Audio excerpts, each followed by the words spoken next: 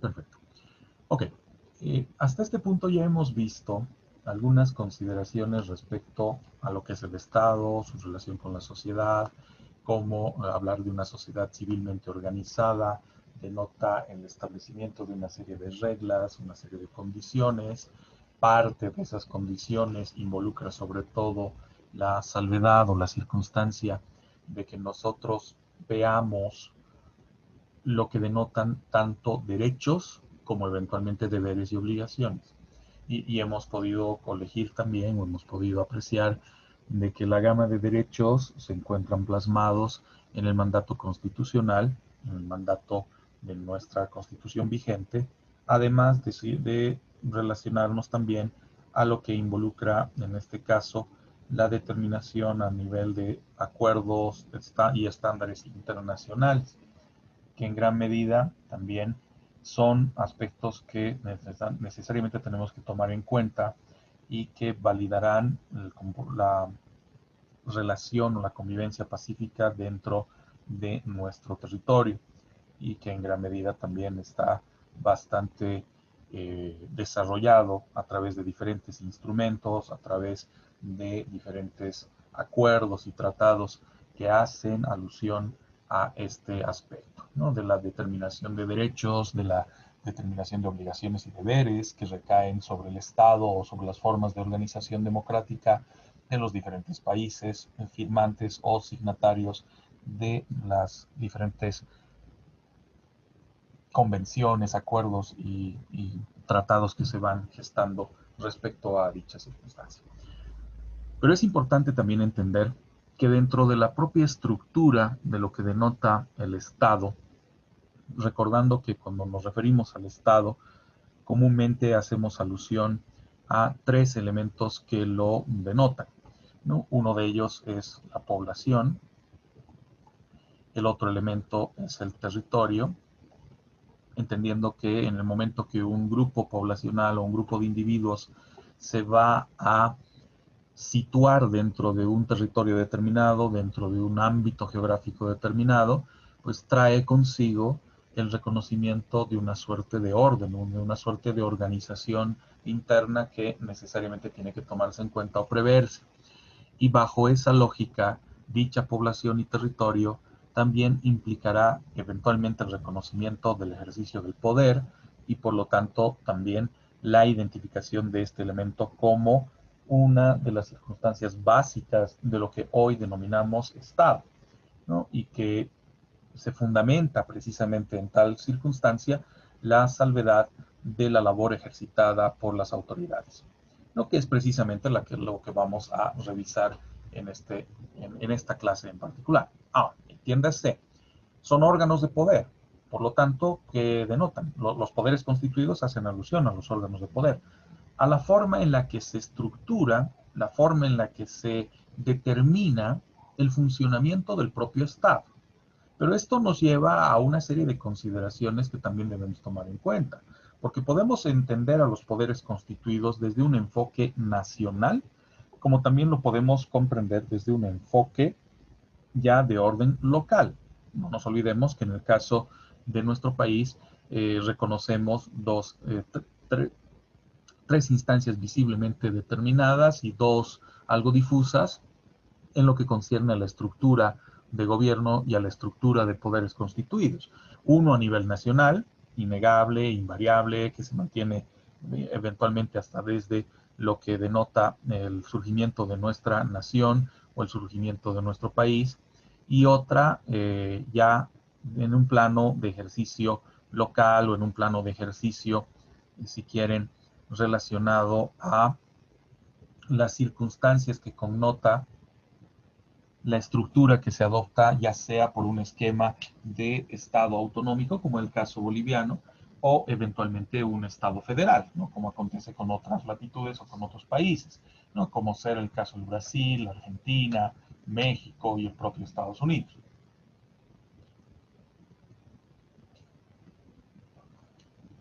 Lo que da lugar a una serie de niveles o ámbitos, en realidad, para ser más precisos, donde el ejercicio del poder se estructura en base al reconocimiento de los niveles de autoridad o los ámbitos de autoridad.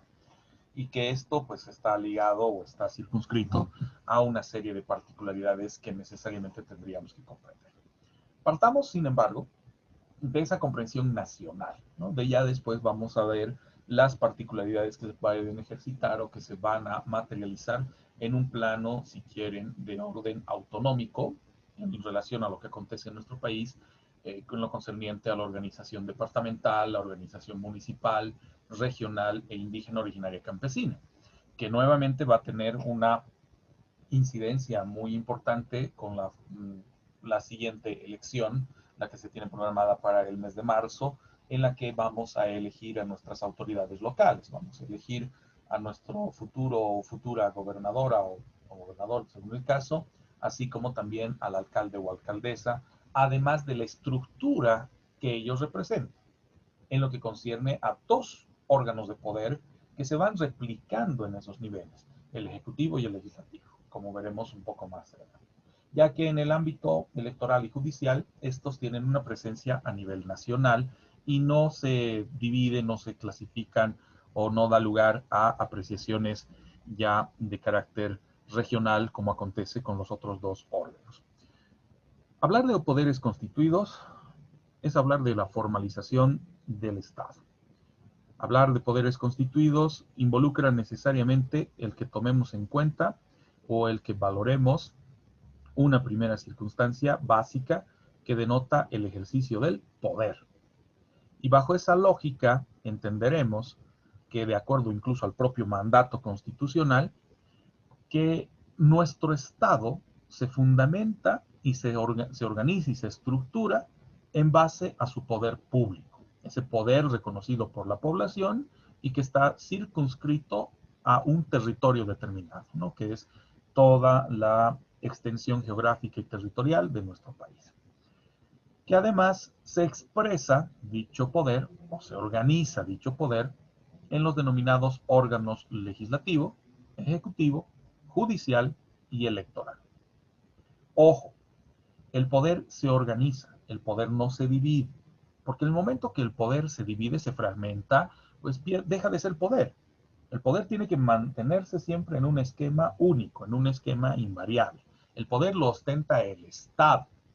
Pero para que ese poder se materialice de manera propicia, para que ese poder se desarrolle y sobre todo no se caiga en las circunstancias que lamentablemente reinaron o imperaron durante la Edad Media y mucho antes de la Edad Media, en la antigüedad, respecto a una conducción individual o una conducción despótica, totalitaria, que pudo evidenciarse respecto a los monarcas, los reyes y eventualmente los emperadores, pues para evitar esa concentración del ejercicio del poder, o lo que fuere peor, la personalización del poder, es de que desde la Revolución Francesa o desde los postulados de la Revolución Francesa, además de lo manifestado por Montesquieu, que se opta por una organización del poder.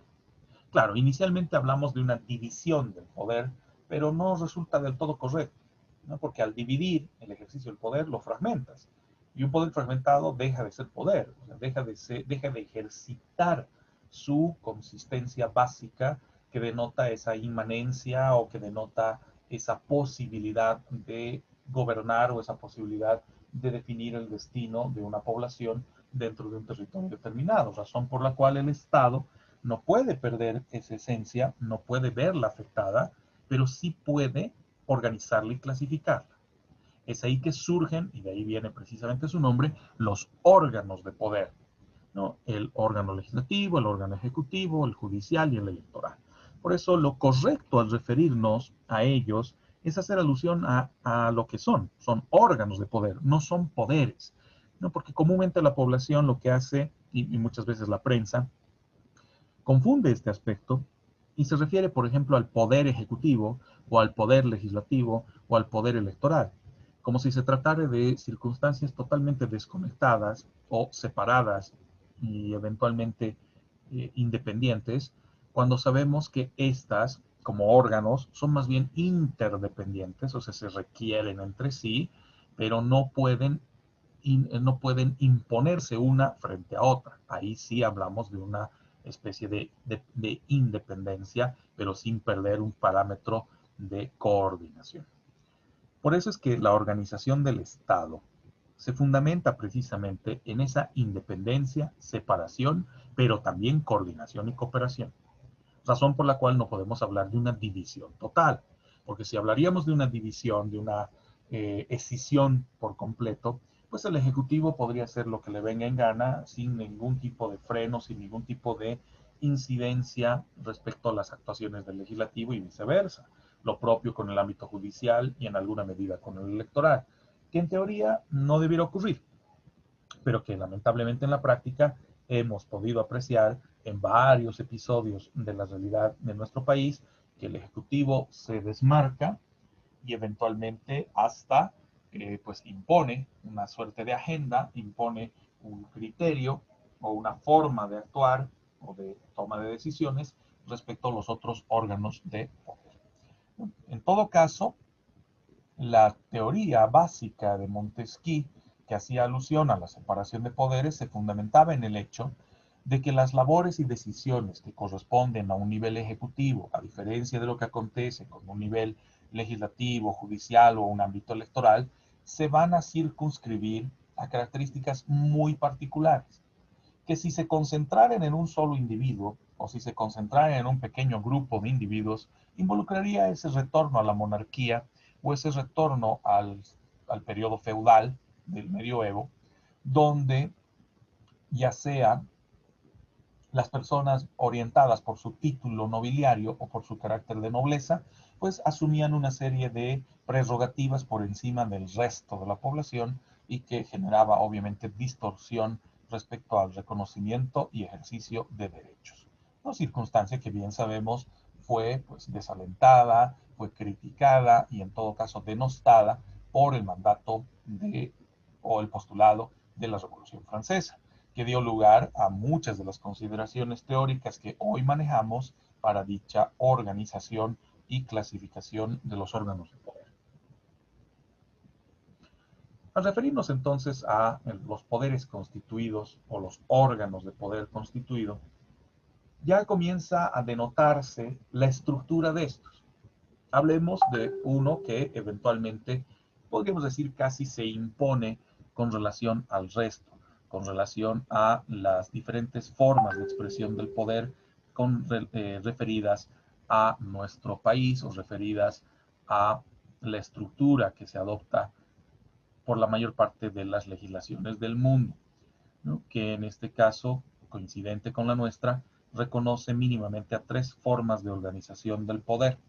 Una de ellas, el ejecutivo, las otras, legislativo y judicial, ya que no todos los países o no todas las legislaciones reconocen al electoral o al ámbito electoral como un órgano de poder, sino más bien como una extensión de la administración pública que de todas formas debiera ir desapegada de lo que acontece respecto al Ejecutivo, sobre todo, ¿no? Pero que en el caso boliviano pues, genera cierta discusión al respecto, ¿no? De si realmente esto se llega a propiciar o no se llega a propiciar en ese sentido.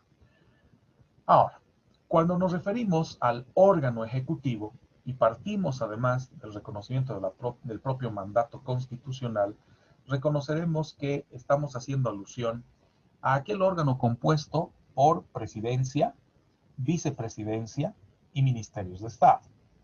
Vean cómo, sin embargo, y esto sí es un tema que se discute mucho en ciencia política, cómo se interpreta en la Constitución la composición o el, el, el hecho de la presencia del Ejecutivo a través de las personas y no de las instituciones.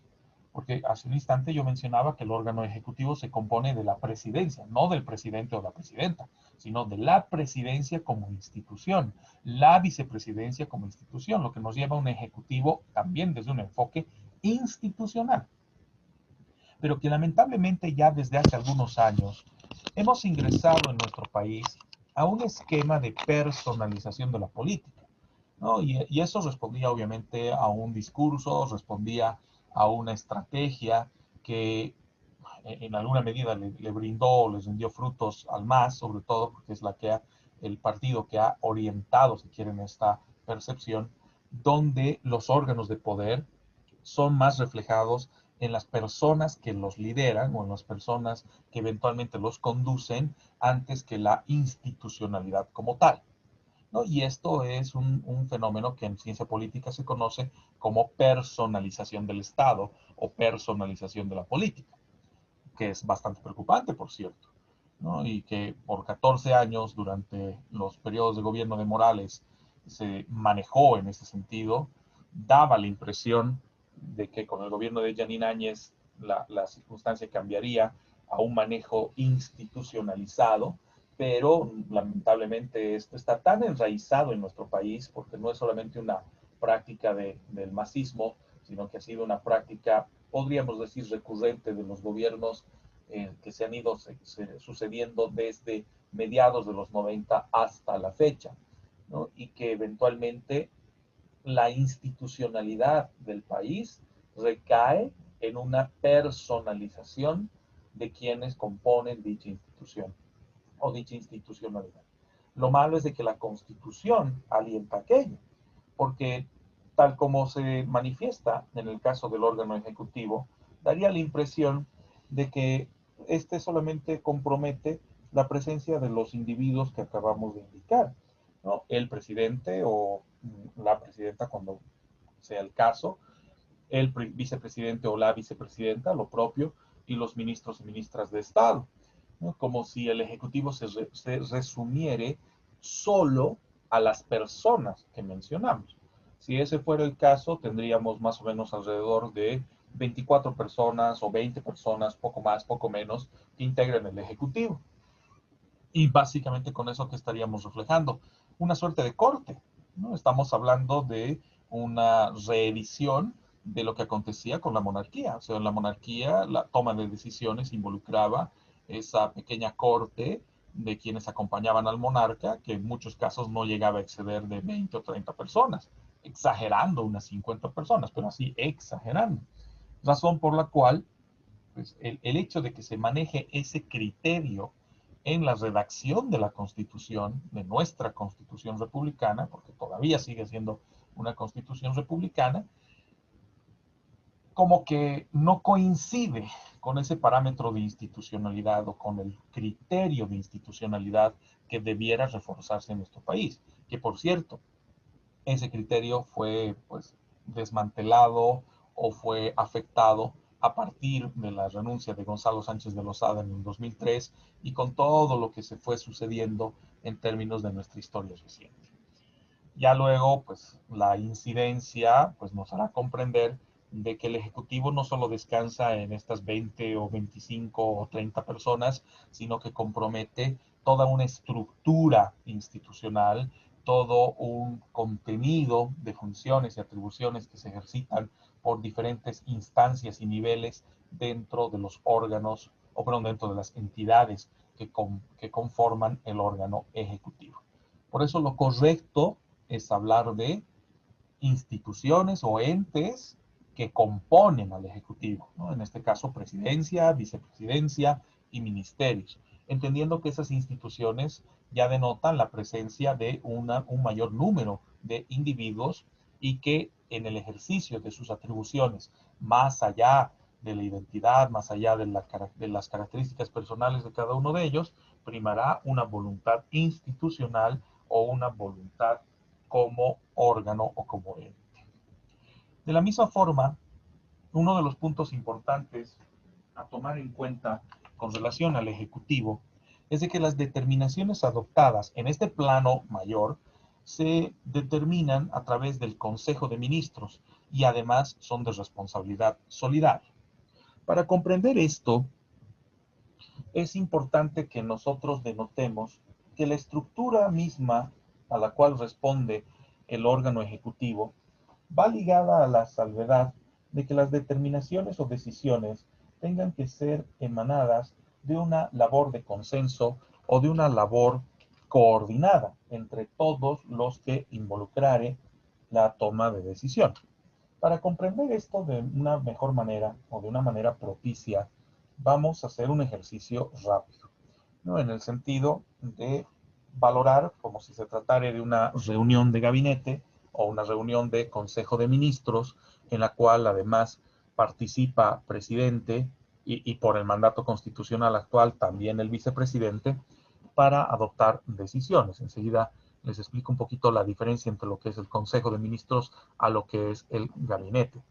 Para ello vamos a recurrir nuevamente a una pequeña pizarra aparte, con el objetivo de que podamos comprender todo este factor. Mientras voy abriendo la pizarra, tomemos en cuenta un detalle. La Constitución actual, la Constitución del 2009, trajo consigo un cambio muy importante en cuanto al gabinete ministerial y al Consejo de Ministros, sobre todo al gabinete del Ejecutivo, más que nada, bajo la premisa de que anteriormente, ahora sí ya tenemos la pizarra abierta, voy a ponerlo en pantalla completa, respecto al gabinete, la Constitución anterior, nos referimos a la última Constitución reformada que data del 2004, antes de la Constitución del 2009, la vamos a poner acá, la Constitución Política del Estado del 2004, tenía una separación muy evidente y una distinción entre las labores a ser ejercitadas por el Ejecutivo frente a las labores del Legislativo, que se mantienen en la Constitución actual, pero con una diferencia fundamental. En el caso de la Constitución del 2004 o hasta la Constitución del 2004, cuando nos referíamos a la composición del Ejecutivo, predominaba la presencia de la presidencia. En este caso sí cuando hablamos del gabinete del Ejecutivo, hablamos de la persona, el presidente, más los ministros o ministras, haciendo alusión en este caso a lo que se conocía o se conoce como gabinete, que es donde se toman la mayor parte de las determinaciones o decisiones dentro del país. Y en el legislativo se resume sobre todo la presencia de senadores y diputados, bajo la premisa de que estos son presididos por el vicepresidente. Por lo tanto, en el mandato constitucional del 2004, el vicepresidente integraba solo el legislativo. Si eventualmente el vicepresidente quería participar del gabinete, corría el riesgo de que el ministro de la presidencia o eventualmente el ministro de gobierno le diga que no, o que le impida el paso inclusive. ¿Por qué? Porque involucraría una suerte de intromisión de órgano a órgano. O sea, si el vicepresidente es el responsable de las sesiones que lleva adelante el legislativo, no puede inmiscuirse en la toma de decisiones del Ejecutivo, que se manifiesta a través del gabinete. Por lo menos así se comprendía en el mandato constitucional previo hasta el 2004, previo a la Constitución actual, teniendo esa referencia, ¿no? Por ejemplo, cuando Carlos Mesa eventualmente quería pues participar de las reuniones del gabinete en Palacio de Gobierno, cuando todavía Sánchez de Lozada estaba atendiendo las diferentes dificultades que atravesaba nuestro país después de los hechos luctuosos de febrero del 2003, el enfrentamiento de policías y militares y el atentado, porque sí hubo un atentado contra la presidencia, contra Gonzalo Sánchez de Lozada, había francotiradores de la policía, había francotiradores del ejército, tanto es así que se activó la F-12, que es una fuerza especial, entre comillas secreta, pero no es tan secreta que se diga. O sea, sí el hecho de que no se sabe quiénes la integran, eso sí es cierto, pero de su existencia, pues muchos están enterados. La F-12 es una fuerza militar que responde exclusivamente a las órdenes del presidente. Se determina bajo esa lógica ante la eventual circunstancia de que ya sea la policía o eventualmente el propio ejército o la sociedad organizada pues pueda atentar contra la presidencia o atentar contra la humanidad del presidente, ¿no? Ya sea por un golpe de Estado o cualquier otra circunstancia análoga. ¿no? Entonces, en ese caso, la F-12 se activa para que no responda a las determinaciones o decisiones del comando en jefe de las Fuerzas Armadas, sobre todo bajo la premisa de que este comando en jefe podría estar en pos de un golpe de Estado, y se pone al mando de la presidencia. La F-12, además, como uno de los mecanismos de resguardo, tiene toda una división de francotiradores que se van a apostar en las inmediaciones del Palacio de Gobierno para defender precisamente a la presidencia o el presidente o la presidenta. Un pequeño detalle de lo que aconteció en febrero del 2003. Pero lo importante de este caso, lo que les comento, es lo que el propio Carlos Mesa reflejaba en su libro, Presidencia Sitiada, de cómo ante sus intentos vanos de poder participar del gabinete, tuvo la respuesta categórica de Sánchez de Lozada en su momento y de eh, Sánchez Berzaín, el ministro de la presidencia en aquel entonces, lo propio Gasser, el ministro de gobierno, que le indicaban que no puede participar del gabinete porque esta es una sesión del Ejecutivo y no del Legislativo, razón por la cual se entendería como una suerte de intromisión de un poder respecto a otro poder. Esto estaba definido básicamente en la estructura establecida en la Constitución Política del Estado, que nos determinaba hasta el 2004 que el vicepresidente es cabeza de la Asamblea, es presidente de la Asamblea, pero no integra el Ejecutivo en las reuniones de gabinete. Lamentablemente, con la reforma constitucional operada en el 2009, esto ya bajo el esquema de la Constitución Política del Estado del 2009, esta circunstancia cambia, ya que el gabinete que antes no permitía la presencia del vicepresidente, ahora sí lo hace. O sea que el gabinete está compuesto por presidencia o presidente, o presidenta según el caso, vicepresidente, que no solo asiste con derecho a voz, sino que tiene capacidad de tomar decisiones, o sea, derecho a voz y voto, si decide, más los ministros y ministras.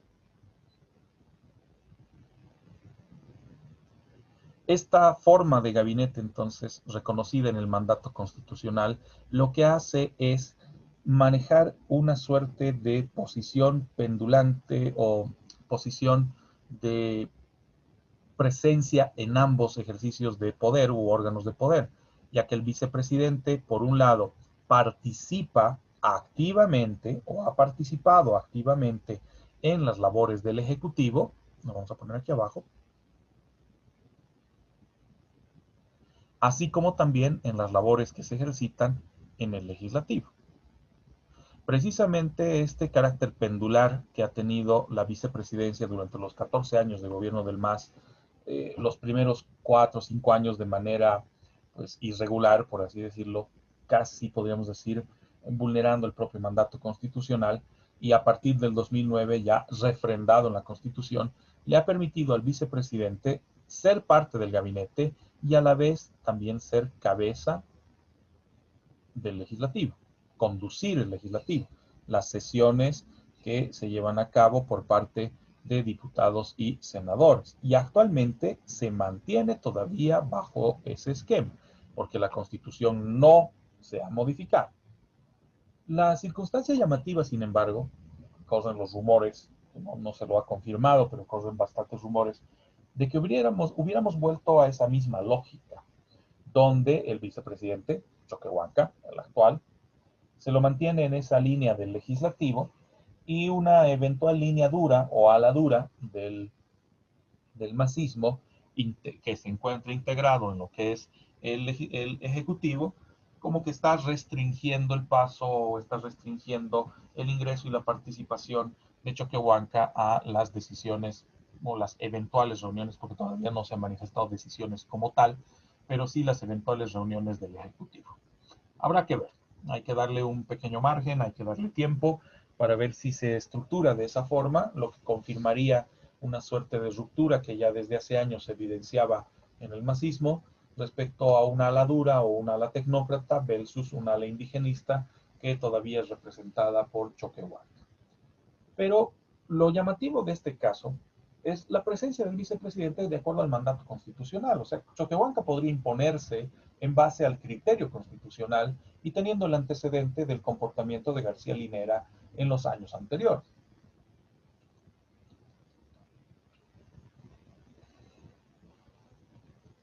Donde se acreditaba precisamente una participación activa de parte del vicepresidente en la toma de decisiones respecto al Ejecutivo.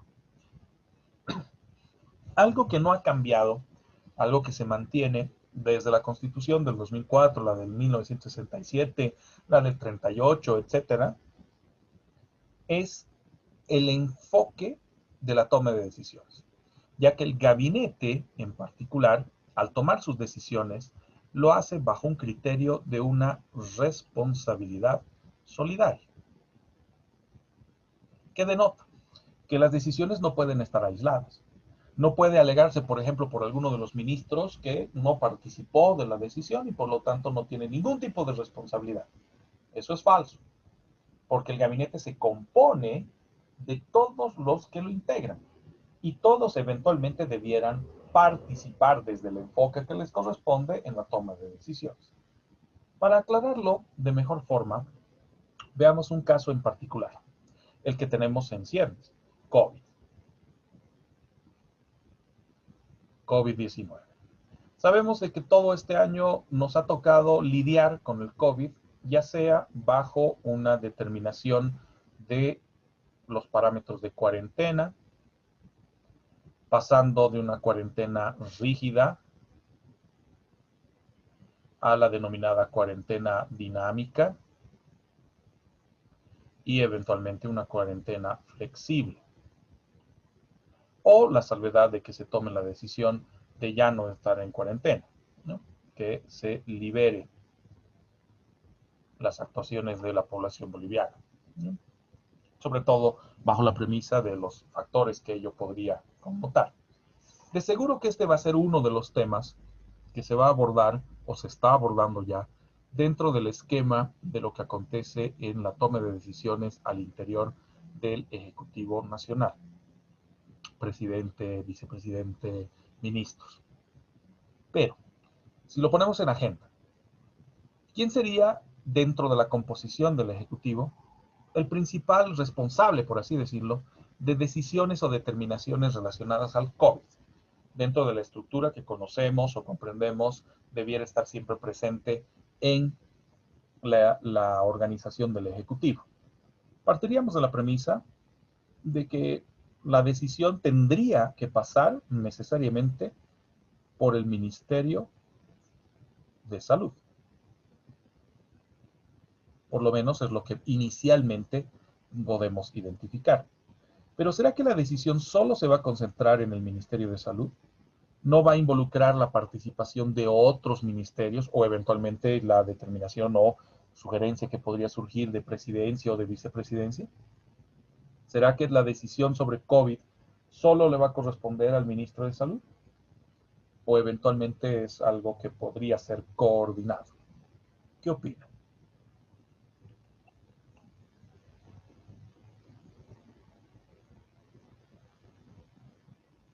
¿Qué otro ministerio piensan que podría estar relacionado a cualquier determinación con relación al COVID?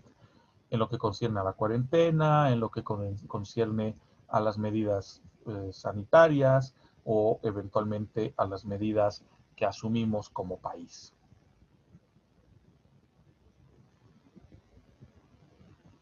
Listo, en el Ministerio de Economía. Bien, vamos a irlo anotando entonces. En este caso, cualquier determinación que se pudiere adoptar por parte del Ministerio de Salud eventualmente va a tener que también comprometer la posición asumida o por lo menos la participación de parte del Ministerio de Economía y Finanzas Públicas. Lo vamos a poner abreviado. Economía y Finanzas Públicas. ¿Qué otro ministerio involucraría? Y enseguida volvemos a la circunstancia de por qué el Ministerio de Economía y Finanzas Públicas. ¿Qué otro ministerio también podría o debiera estar involucrado a lo que concierne cualquier determinación que asumamos respecto a COVID? Lisen, ¿puede ser el Ministerio de Educación? Bien, vamos a ponerlo. Perdón. Sumamos entonces al Ministerio de Educación. Ya enseguida también vamos a ver el por qué, no se preocupe. ¿Qué otro ministerio? Tal vez el de trabajo, Lisa. Muy bien.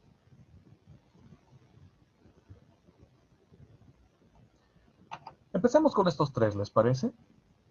A ver, ¿por qué economía y finanzas públicas? ¿Por qué motivo tendría que estar vinculado con el tema COVID el Ministerio de Economía y Finanzas Públicas?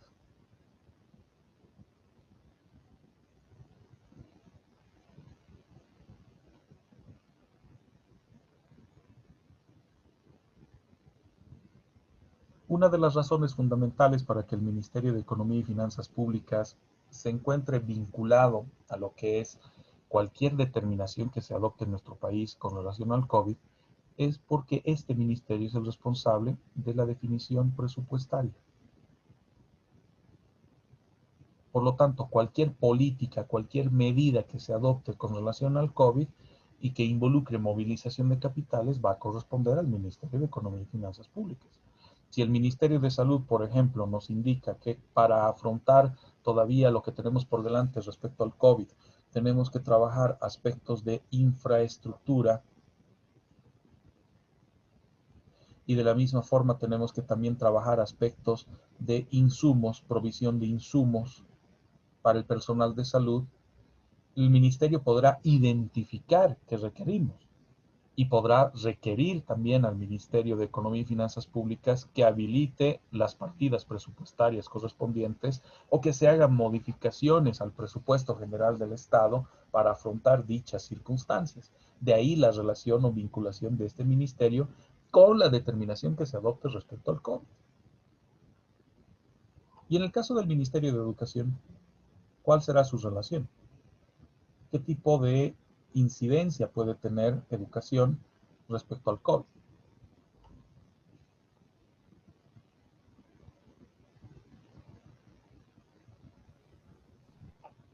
Me imagino que es porque tiene que ver con las regulaciones tal vez de los establecimientos de, digamos, colegios, universidades, ese tipo de cosas. Muy bien, el tema de las unidades educativas para ver sobre todo de que éstas se adapten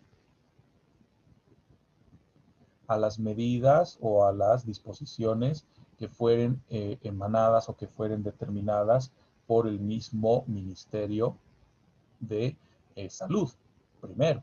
Segundo, que se pueda tomar determinaciones respecto a mecanismos de contagio, ya que sabemos que uno de los mecanismos para el contagio es precisamente que niños terminen contagiados o estudiantes terminen contagiados que en gran medida no desarrollan la mayor parte de los síntomas o son asintomáticos o pues pasa con un resfrío fuerte, pero compromete la salud de sus propias familias. Entonces es un tema que necesariamente tiene que ir aparejado también al Ministerio de Educación y que de seguro la anunciada decisión, porque se comenta eso incluso en las esferas gubernamentales oficiales, de que al año volveríamos a un sistema semipresencial, tal como ha mencionado el propio ministro de Educación, pues tendría que responder no solo a una determinación adoptada por el Ministerio de Educación, sino en coordinación con el Ministerio de Salud y de la misma forma con el Ministerio de Economía y Finanzas Públicas, porque si hablamos de infraestructura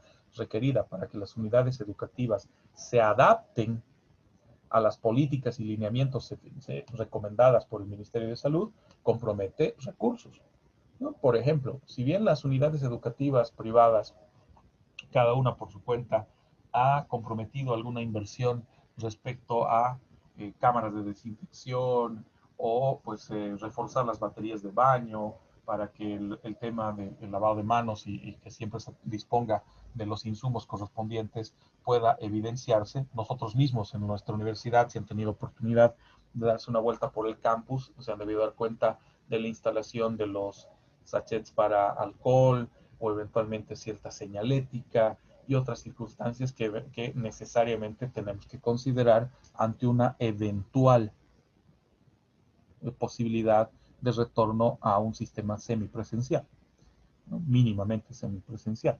Entonces, son circunstancias que comprometen presupuesto. Son circunstancias que no pueden solo definirse desde el enfoque de un ministerio, sino que tienen que coordinarse entre todos los ministerios. De la misma forma acontecerá o debiera acontecer en lo que se refiere a el Ministerio del Trabajo. El Ministerio del Trabajo tomará determinaciones respecto a la jornada laboral y eventualmente todavía la incidencia del teletrabajo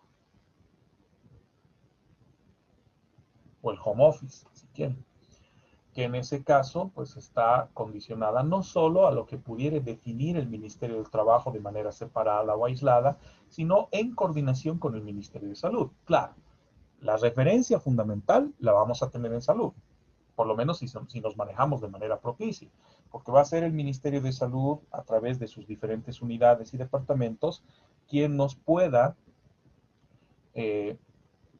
aclarar las circunstancias respecto a la carga viral que todavía se tiene respecto al COVID y la incidencia de contagio, o la incidencia si es alta, si es baja, si estamos en la meseta de la curva de Gauss o nos encontramos ya en picada o en bajada de lo que es la curva de Gauss, ¿no? Entendiendo de que ha habido un periodo de ascendencia de contagio, de alto nivel de contagio, y eventualmente pues podemos estar en una circunstancia de bajada, que puede deberse a factores climatológicos, el tema de la temperatura y hasta inclusive medidas sanitarias, aunque lo dudo porque nos hemos relajado bastante con el cuidado, y que este tipo de circunstancias tendrían que ser reflejadas con un estudio serio por parte del Ministerio de Salud, que luego sirva para que el resto de los ministerios tome determinaciones. En ese apartado o en esa lógica, podríamos ir sumando y sumando y sumando y sumando a todos los ministerios del Ejecutivo por la incidencia que ello denota. ¿No? Se habla de la restitución de un Ministerio de Deportes, se habla de la restitución de un Ministerio de Cultura. En el caso de Cultura, por ejemplo, si se va a promover el desarrollo de ciertas actividades culturales como la que se viene, la más cercana en este caso, todas las fiestas patronales o las fiestas derivadas de la Navidad y luego otra más grande, el Carnaval, pues necesariamente tendrá que cotejarse respecto a qué? A la recomendación del Ministerio de Salud. Culturas, entre comillas, no podría tomar esa decisión sola o no podría directamente asumir una postura o una decisión sin la ponderación o valoración del resto de los integrantes del gabinete. Claro, estamos hablando de una lógica formal, de una lógica de cómo debiera producirse las reuniones de gabinete, cómo debieran conducirse estas y sobre todo cómo debiera interpretarse la toma de decisiones al interior de este ente, ¿no? En lo deseable, por lo menos. Otra cosa es ya la conducción política como tal, ¿no? Que lamentablemente también a lo largo de 14 años del MAS, sabemos muchas veces ha estado influenciada por una suerte de imposición de cierto grupo radical que incluso reconocíamos dentro del propio Ejecutivo, la suerte de ministros que se imponían respecto a otros y que eventualmente pues, dio lugar a esa suerte de reconocimiento de hombre fuerte, ¿no? O ministro dominante o ministra dominante, ¿no? La idea de un hombre fuerte dentro de un ejecutivo hace alusión a que hay una dispersión de la toma de decisiones y que no se trabaja en una lógica coordinada y de conjunto. Lamentablemente esta circunstancia de lo del hombre fuerte o la mujer fuerte dentro del gabinete pues se ha manifestado ya en reiteradas ocasiones. En el primer periodo de gobierno de Gonzalo Sánchez de Lozada era innegable la presencia de Carlos Sánchez Berzaín como hombre fuerte, ¿no? Esto en la década del 90.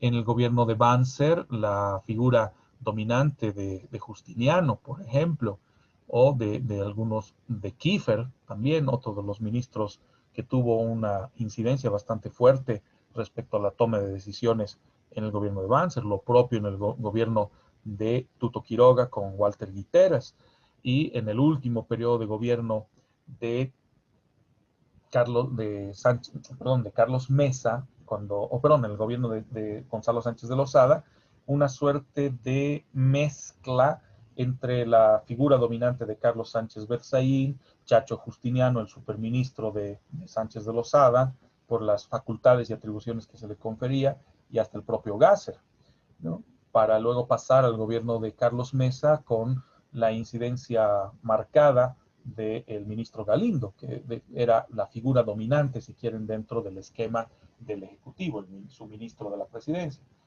Esto lamentablemente siempre se ha marcado, siempre se ha denotado, cuando en teoría la figura dominante del gabinete debiera ser la presidencia, o el presidente o la presidenta. En el caso de Janine Áñez, la figura dominante por buen tiempo ha sido pues, Murillo, que de alguna manera intercambiaba roles con Yerko Núñez y con el ministro López. Pero, pues, como ven, esto siempre ha sido parte integrante o parte de la organización del Ejecutivo y no esa lógica que más bien debiera preponderar en un Ejecutivo que realmente entienda su labor, entienda su faceta, sin necesidad de llegar al meme que ha circulado en reiteradas ocasiones en esa comparación de gabinetes, pero qué distinto, por ejemplo, la organización del Ejecutivo de Trudeau en Canadá, a diferencia de la organización de nuestro Ejecutivo o el Ejecutivo del presidente de Francia, Emmanuel Macron, que precisamente caracteriza esta circunstancia, ¿no? El hecho de tanto Trudeau como Macron han preferido priorizar experiencia, priorizar formación y capacitación, además de mérito, para la composición de su ejecutivo. Y no es que exista una figura dominante entre los ministros, sino que la figura dominante es el propio presidente, pero en un trabajo de coordinación, donde las decisiones fluyen en base a esa experiencia que manifiestan tanto ministros como ministras en la representación de sus diferentes carteras y los ámbitos en los que se desenvuelven. Eso sí es trabajar un esquema de ejecutivo propicio, de un ejecutivo que realmente cumpla con su labor como debe ser cumplido. Pero lamentablemente en el caso boliviano no hemos podido apreciar eso en muchas ocasiones, ¿no? Casi siempre ha habido una lógica muy, pero muy forzada de parte de lo que denota en gran medida un predominio político antes que técnico, antes que meritocrático o de atribuciones formales que debieran estar desapegadas de criterios de intereses políticos o personales, que lamentablemente pues sabemos que siempre han existido y por lo visto van a seguir existiendo en la composición y estructura del gabinete.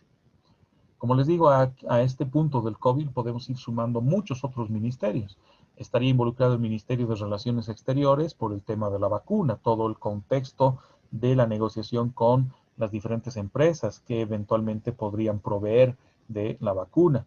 Lo mismo en el caso del Ministerio de Desarrollo Productivo para ver la afectación de una nueva cuarentena, la incidencia que podría significar otro repliegue o cierre de fronteras y circunstancias que necesariamente tenemos que tomar en cuenta. Incluso el Ministerio de Obras Públicas, Servicios y Vivienda por el tema infraestructura de hospitales, infraestructura sanitaria y otros. Entonces el listado es alto. Ahora, esa es la forma en la que debiera trabajar. Y no un predominio, si quieren, de opiniones simplemente sin ningún tipo de fundamento, sin ningún tipo de sustento y que van desapegadas respecto a la estructura que se denota al interior del Ejecutivo.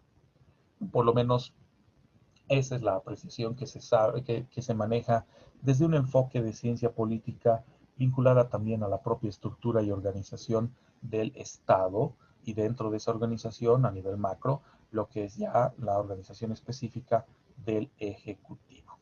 Circunstancias que pues tenemos que valorar o tenemos que tomar en cuenta para una apreciación cada vez más oportuna o para una comprensión cada vez más apropiada de lo que hace el Ejecutivo Nacional. Es ahí donde radica precisamente este factor, la responsabilidad solidaria.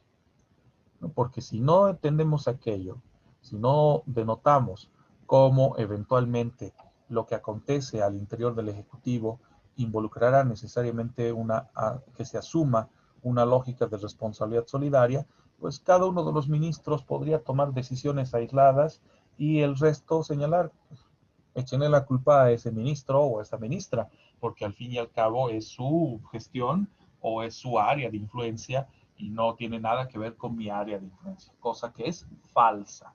Todo lo que se hace dentro del Ejecutivo tiene directa o indirecta relación entre las atribuciones que se ejercitan por parte de ministros o de la propia presidencia y vicepresidencia, ¿no? Esa es la forma en la que debemos entender al Ejecutivo como un poder constituido, ¿no? Un poder que se manifiesta bajo esa premisa. ¿Qué ocurre con el legislativo? Vamos con el otro órgano de poder. Este órgano de poder, sabemos, se encuentra compuesto por la Asamblea Legislativa Plurinacional, que a su vez se representa por dos cámaras, la Cámara de Diputados y la Cámara de Senadores, que en todo caso, ambas, como tal, son las únicas facultadas para poder aprobar y sancionar leyes dentro del territorio nacional, ¿no? Que vayan a ser obligatorias o que vayan a ser ejercidas, o por lo menos que se busque su cumplimiento dentro del territorio nacional. En todo caso, la Asamblea Legislativa Plurinacional, conformada gracias al voto ciudadano, en lo que concierne a los diputados uninominales, un voto directo; en el caso de plurinominales y senadores, un voto en relación a el partido gobernante o el partido que haya resultado ganador en las elecciones, en una suerte de coordinación o conjunción entre mayorías y minorías, ¿no? Por eso también la representación de las otras fuerzas políticas acorde al volumen de votación que hubieran podido tener. Pero ojo, aquí hay un cambio trascendental, por lo menos en lo que concierne a una determinación teórica de la Asamblea.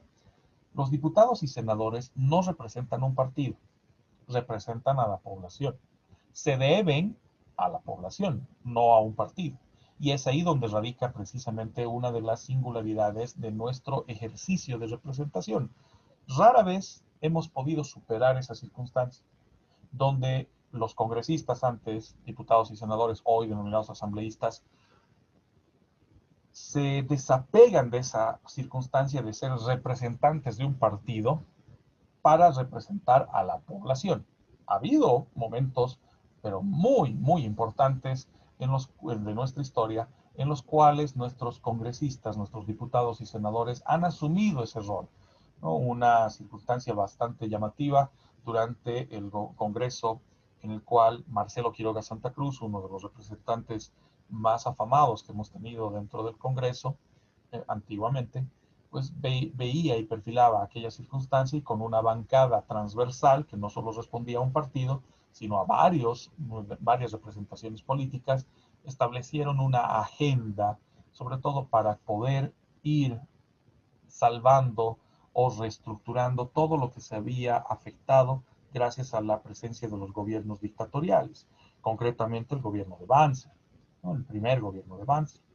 Entonces sí podemos ubicar a lo largo de nuestra historia momentos en los cuales nuestros asambleístas, diputados y senadores comprendieron la misión que les es encargada por ley, la representación de la población, sin hacer diferencia de si es una población pro MAS, pro MNR, pro MIR, pro cualquier partido, Comunidad Ciudadana, Creemos, etcétera, o sencillamente es una representación que responde a la ciudadanía, sin importar quién le dio el voto, ¿no? Porque al fin y al cabo, ya el simple hecho de que haya sido electo no solo lo liga a sus electores, sino a toda la población que representa.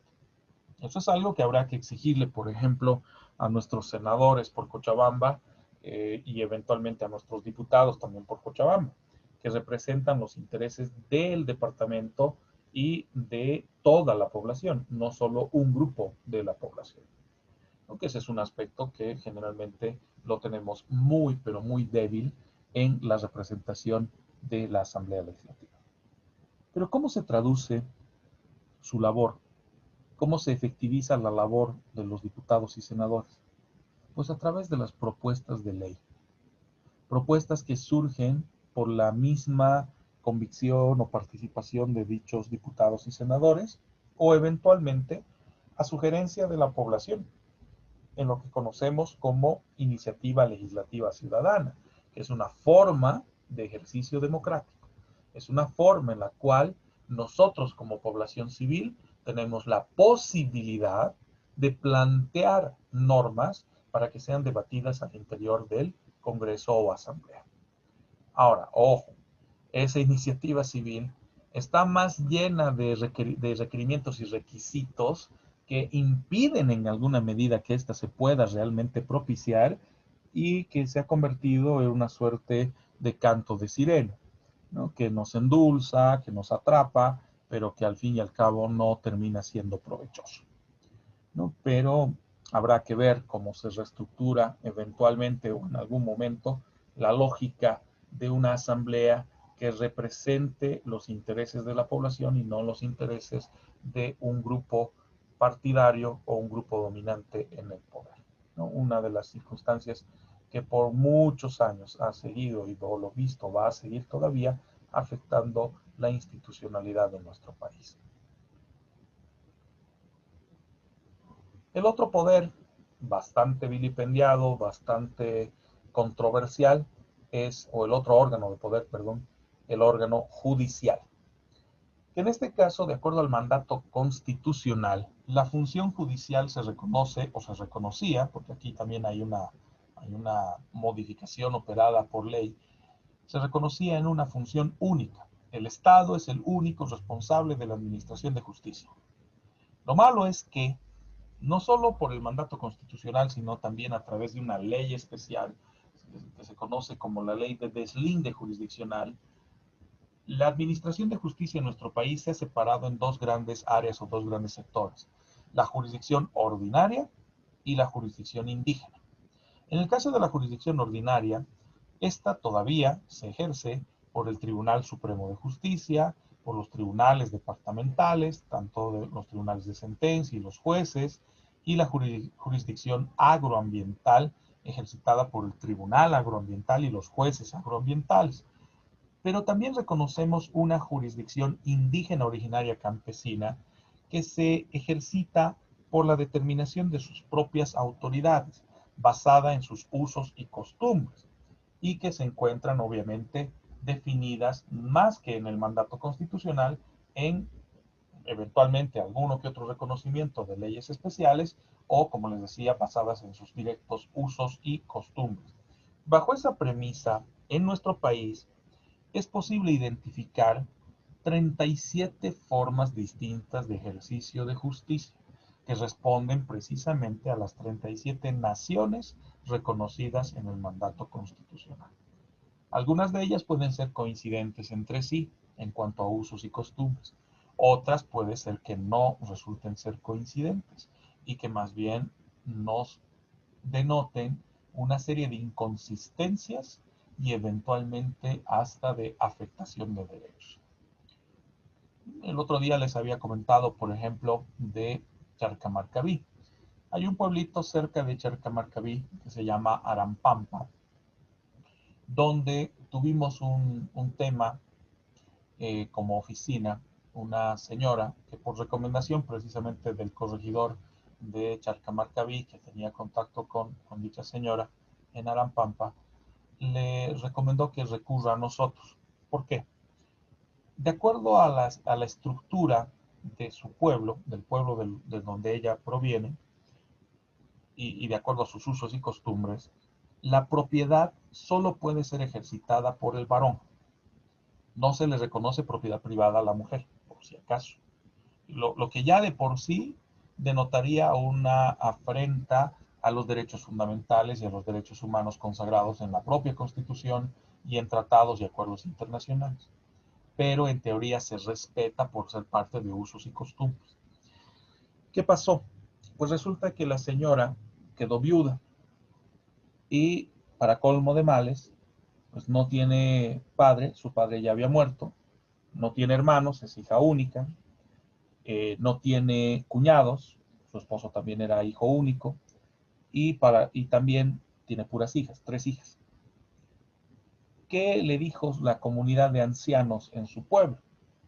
Pues sencillamente de que no le reconocen la condición de propietaria de su propia casa, de su huerta, porque ella se dedica a la comercialización de hortalizas, y que pues las vende en el mismo pueblo o eventualmente las comercia con habitantes de otros pueblos, ¿no? A través de las ferias y demás, las diferentes formas de mercado.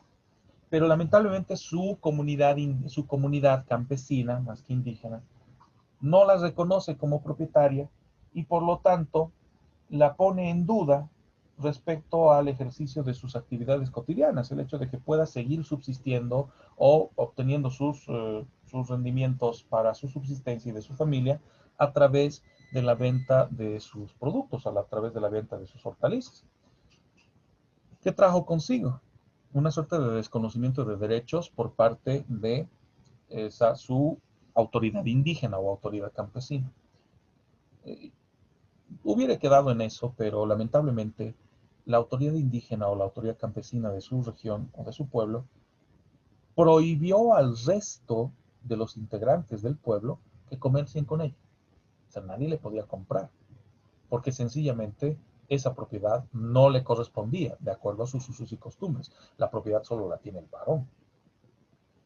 ¿Y qué alternativas le daban para solucionar su problema? Que se vuelva a casar.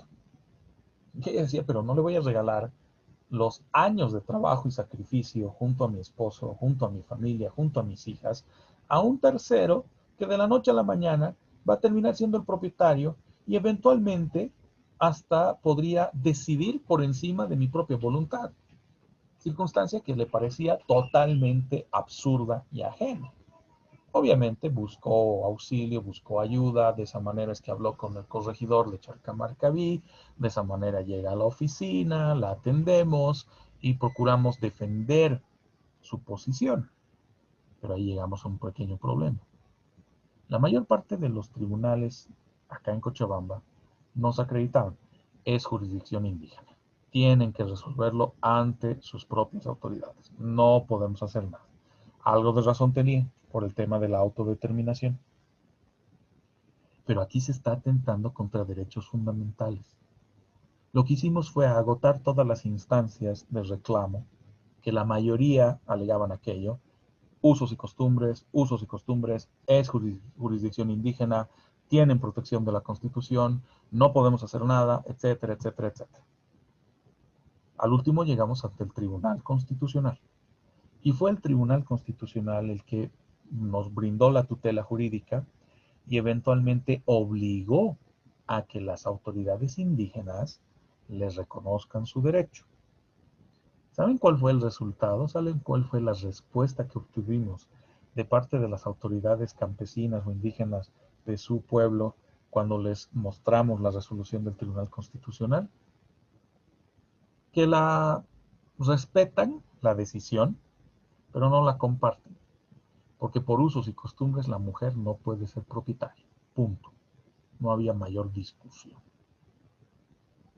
Lo más lamentable del caso, porque nos esperábamos algo así, la verdad, pero obviamente se ha obligado a la comunidad a que no pueda, a las autoridades de esa comunidad, a que no puedan tomar determinaciones contra ella. Lamentablemente, socialmente ya la han tomado. Prácticamente nadie de su pueblo comercia con ella. Nadie. Al extremo, su propia madre la ha desconocido. Le dice, ¿qué tanto drama te haces? Cásate o júntate con alguien. Porque toda mujer necesita de un varón. Puntual. Lo que le dijo su propia madre. ¿Basado en qué? Usos y costumbres. Si predominara realmente esa función judicial única que se manifiesta en la Constitución, la decisión del Tribunal Constitucional es inapelable. La decisión del Tribunal Constitucional tiene que cumplirse y punto. El problema es que socialmente, culturalmente, basado en sus usos y costumbres, esa pobre señora ya fue condenada y ya fue directamente desahuciada. No solo por sus autoridades indígenas, sino eventualmente por la propia comunidad. Claro, aquí entra de por medio el tema de recursos, porque si se le desconoce la propiedad, en teoría, la comunidad podría terminar asimilando esa propiedad para su beneficio. Acá lo que ha entrado de por medio son intereses. Logramos proteger aquello, hay varias medidas cautelares que hemos adoptado, pero lo gracioso, molesto, irónico del caso, que la señora para poder comerciar y generar los dividendos o las utilidades para la subsistencia de su familia, tiene que sacar toda su producción fuera de su comunidad y venderla en otra. Porque nadie de su comunidad, por decisión de sus autoridades campesinas o indígenas, le acepta comerciar con él. La de casos que tenemos en ese sentido, no solo en mi oficina, en general, ¿no? Se tiene varias circunstancias que involucran eventualmente el desconocimiento de derechos o por lo menos la afectación de derechos respecto a esta división que se establece de una jurisdicción ordinaria versus una jurisdicción indígena originaria campesina, que además gozan de igual jerarquía. Eso fue lo que nos restregaron además las autoridades. Sí, muy bonito lo que el Tribunal Constitucional dice, pero nosotros somos también autoridad y nos encontramos en el mismo rango que el Tribunal Constitucional. Circunstancia que es una apreciación obviamente absurda, ¿no? Porque sabemos que la justicia constitucional solo recae en dicho tribunal por el mandato de la propia Constitución y debiera imponerse respecto a otras formas de ejercicio de justicia, sobre todo para evitar casos como estos, en los cuales hay una franca vulneración de derechos. Fue uno de los casos que tuvimos en la oficina que realmente nos mostró las dificultades de este tema de la jurisdicción indígena y del deslinde jurisdiccional que lamentablemente se impuso en nuestro país para equilibrar los dos ejercicios de justicia, una justicia ordinaria y una justicia indígena. A eso se suma la presencia del Consejo de la Magistratura como un ente de carácter administrativo, que es el que permite manejar los aspectos de infraestructura, de insumos, de requerimientos para que la labor judicial pueda ser efectiva y en todo caso controlar también la actuación de los diferentes jueces y tribunales. Consejo que a la fecha se encuentra coaccionado por el propio Ejecutivo. El ministro de Justicia hace unos días conminó a los consejeros de la magistratura a que renuncien a sus cargos. En teoría, como un deber patriótico ante la falencia y las dificultades, así como también los hechos de corrupción y prebendalismo que hemos podido ubicar en el ejercicio de la judicatura. Y que hasta cierto punto algo de razón tiene de que el Consejo es demasiado permisivo o no cumple con su obligación de una fiscalización oportuna a las labores judiciales. Pero de ahí a que el órgano ejecutivo o parte del ejecutivo representado por el Ministerio de Justicia le imponga una condición o coaccione a los consejeros de la magistratura a que renuncien, si no se atendrán a las consecuencias, porque como de costumbre hemos vuelto a ese famoso discurso de las consecuencias de si no hacemos o si no perfilamos nuestros actos a lo que el Ejecutivo determine, pues nos muestra una franca intromisión entre los dos órganos de poder, ¿no? Un Ejecutivo que pretende imponerse a un órgano judicial. Circunstancia que bien sabemos no es la más apropiada.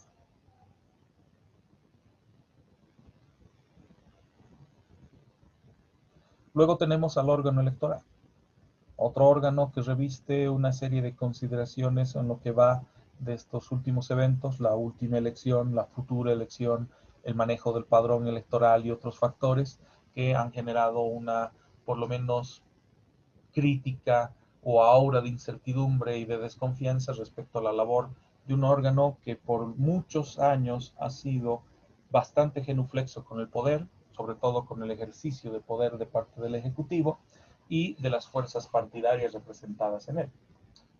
El órgano electoral, de acuerdo al mandato constitucional, en el artículo 205 de la Constitución, se encuentra compuesto por el Tribunal Supremo Electoral, los tribunales electorales departamentales, los juzgados electorales, las mesas de sufragio cuando se llevan a cabo las elecciones, con los jurados en las mesas de sufragio, los notarios electorales, que a la vez son los oficiales del Servicio de Registro Cívico, los oficiales del CERECI, que cumplen esa función dual.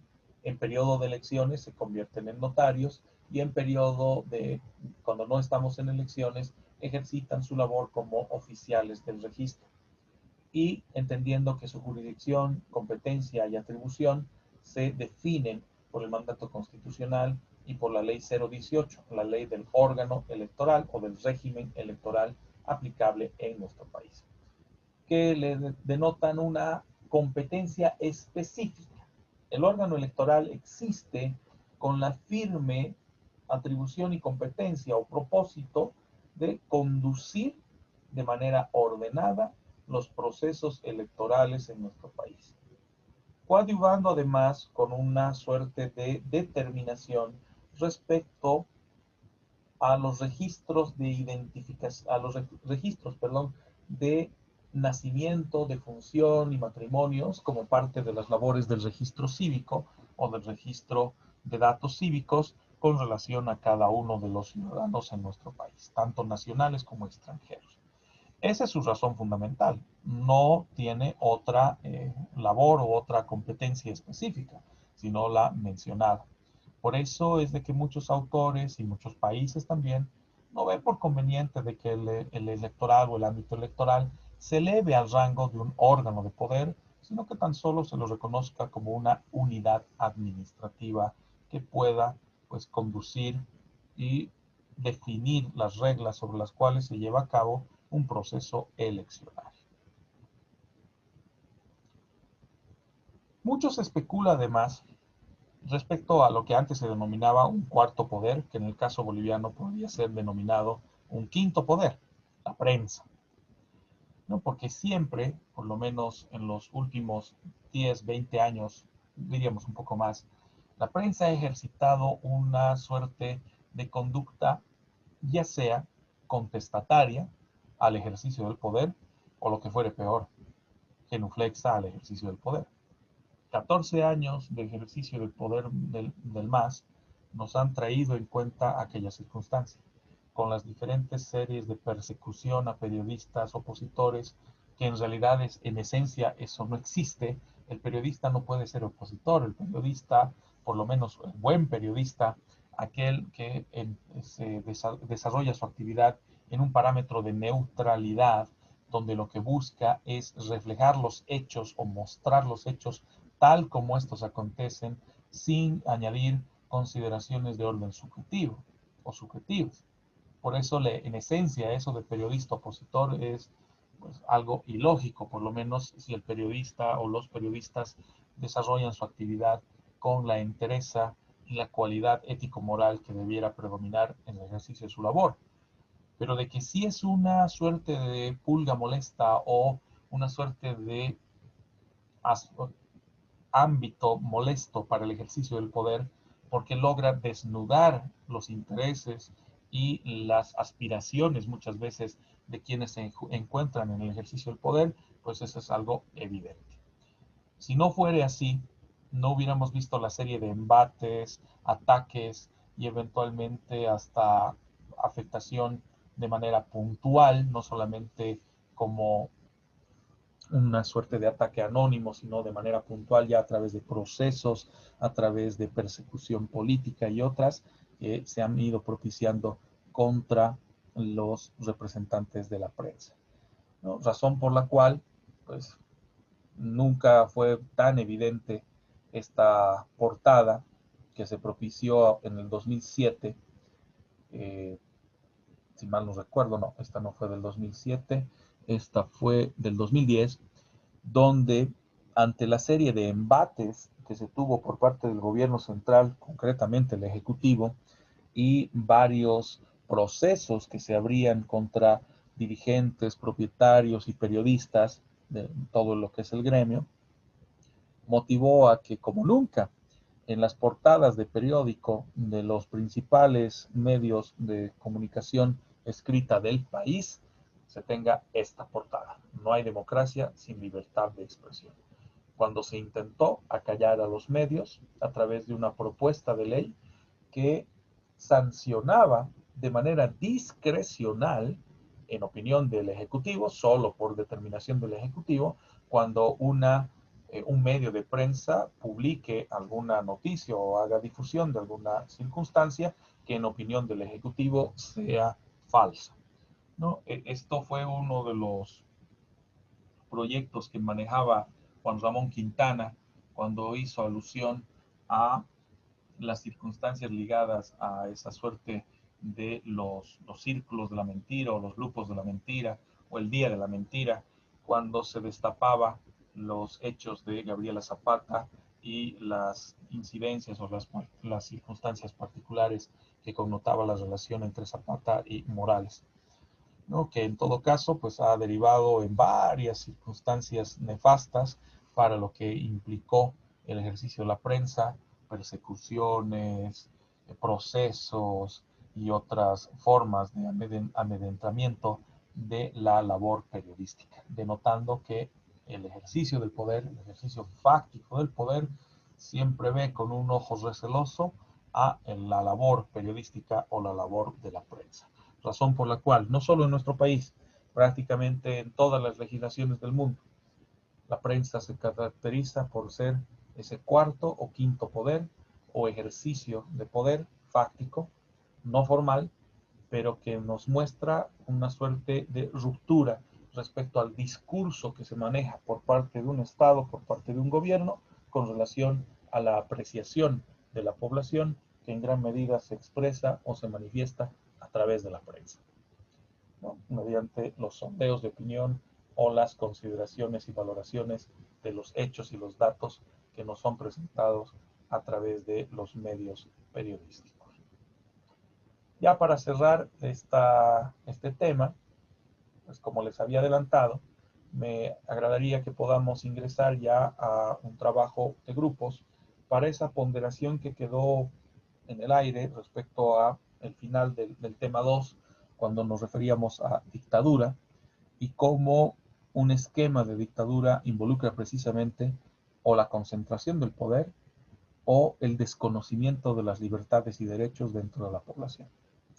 Vamos a retomar entonces el trabajo en salas. Voy a crear las salas en este instante para que podamos apreciar en base a todo lo que hemos visto desde el inicio hasta este momento, para ver esa diferencia que involucra una vida en democracia o una sociedad que se encuentra afectada por un esquema de dictadura o de gobierno totalitario o despótico, ¿no? ¿Qué incidencia involucraría en eso? ¿No? Si apuntamos más hacia una defensa irrestricta de los derechos y las libertades de la población, sin desconocer las obligaciones y deberes, o si terminamos sucumbiendo o eventualmente siendo subsumidos por un ejercicio de un gobierno dictador o dictatorial. ¿Vale? Vamos a conformar entonces las salas para que podamos hacer ese trabajo, que luego van a poder presentar como una suerte de resultado. No es necesario que lo terminen hoy, pueden irlo trabajando desde hoy día hasta el fin de semana para poderlo presentar tope hasta el domingo, esa postura asumida como grupo de la diferencia de una sociedad fundada en un criterio de democracia a una sociedad que se ve subsumida en un esquema de dictadura. ¿Vale? Voy a crear entonces las salas, otorgándoles el lapso de tiempo para dicha valoración. En este caso va a corresponder a unos 25 minutos, cosa de que terminado ese lapso de tiempo volvamos a esta sala principal para algunas apreciaciones finales, respecto también a lo que haremos el día de mañana, ¿no? Para adelantarles en qué va a consistir la práctica que haremos mañana.